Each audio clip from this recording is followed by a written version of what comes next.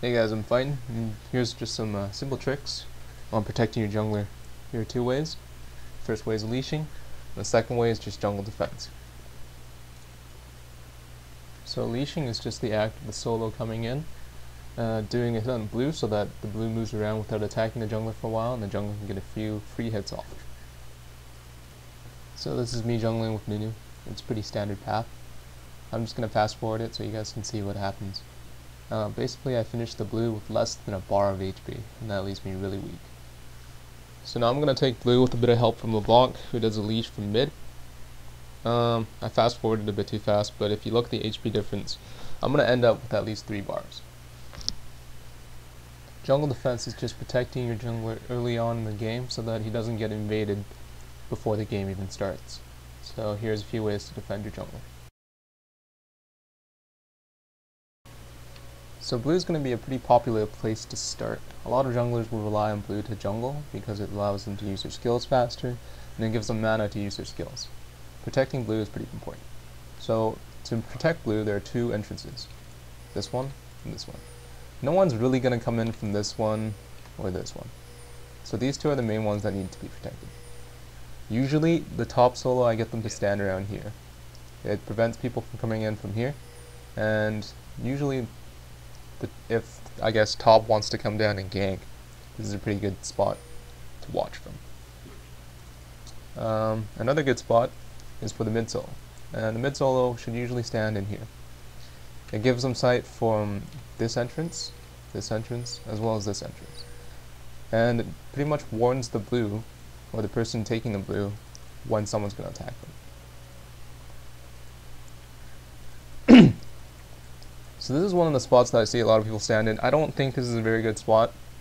I see a lot of solos standing here for a while, then go up to here and face check, and then die immediately because the entire team is there, and because they weren't smart enough to stand here in the beginning.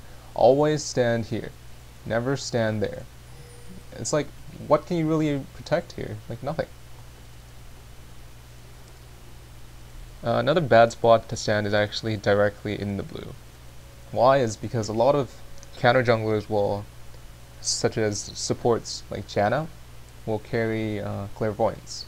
And when they clairvoyance the blue and see that you're standing right there, they know that you're starting blue. And knowing a jungler's path will give them a pretty good idea of when the jungler is going to gank and just how dangerous the jungler is going to be. And you don't want to give them that advantage. So stand, so the jungler should never really be in that bush.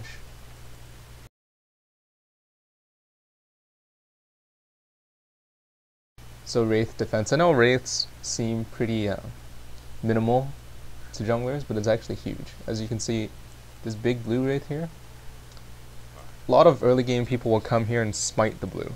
And why it's, well, this entire patch usually gives the jungler 1 level. If you smite the blue, then you're only left with 3 Wraiths, which give no EXP almost. The big blue Wraith gives 120 EXP, and that's a lot to jungler in the early game. So to defend the Wraiths, there is really only 1 spot, which is this one. Usually I have both the bots stand here and here. It's just to watch it. I mean, if the entire team decides to come and take the Wraiths, there really is nothing you can do about it. As a jungler, you should usually go back and counter jungle and take their Wraiths. But this will prevent the lone junglers such as Nunu, which I've seen a lot, come and just consume your Wraiths and then walk away.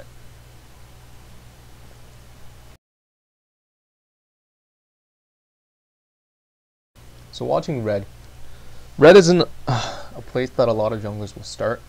I've only usually seen some very specialized junglers such as Shaco start on red. But it is still a buff to watch because it does get warded very often. And whenever a jungler starts on red, he's usually very vulnerable. So to watch for red, just to make sure that it doesn't get warded, again there's the standard entrance right here.